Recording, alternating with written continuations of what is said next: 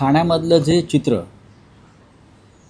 किंवा व्हिडिओ काल मनसेचे ठाण्यातले नेते अविनाश जाधव, शिवसेनेचे नेते राजन विचारे यांनी समोर आणला तो अत्यंत गंभीर आहे.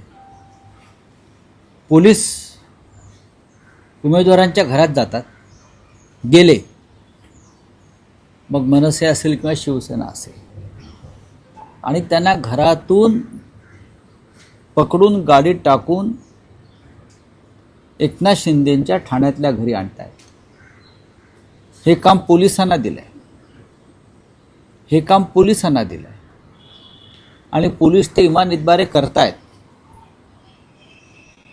आपल्या वर्दीची शान न राखता पोलीस ते काम करतायत. किंबहुना पोलिसांचाही नाईलाज असेल, पोलिसांनाही धमक्या दिल्या असतील, तुला चंद्रपूरला पाठवू, तुला गडचिरोलीत पाठवू. पण निवडणूक आयोगासमोर हे आता चित्र आल्यावर निवडणूक आयोग काय करणार आहे? तुम्ही याचा अर्थ तुम्ही शिवसेनेला किंवा मनसेला घाबरलेला आहात. तुमच्यासमोर ते लढायला नको आहे. तुम्ही मशाल असेल, इंजिन असेल याची भीती घेतलेली आहे. तुम्ही लढा ना आमच्यासमोर. तुम्ही लढायला काहीच हरकत नाही, आम्ही लढायला तयार आहोत. खरं म्हणजे तुम्ही आमचं चिन्ह चोरलेलं आहे, पक्ष चोरलेला आहे, तरी आम्ही तुमच्याशी लढतो आहोत.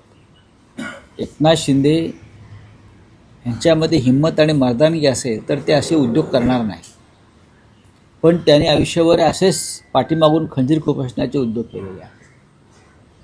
ठाण्यामध्ये जो प्रकार घडला किंवा घडतायत, घडवले गेले, त्या संदर्भात न्यायालयात जाणं, कारण निवडणूक आयोग काही करणार नाही. अहवाल मागवेल, चौकशी करेल, आमचं लक्ष आहे सांगेल. न्यायालयात जाणं हा एकमेव मार्ग त्याच्यासमोर आहे आणि न्यायालयात जर कोणी जात असेल तर त्याचं स्वागत केलं पाहिजे. चीड आहे, चीड आहे, लोकांच्या मनात चीड आहे आणि ती चीड तुम्हाला मतपेटीतून दिसेल.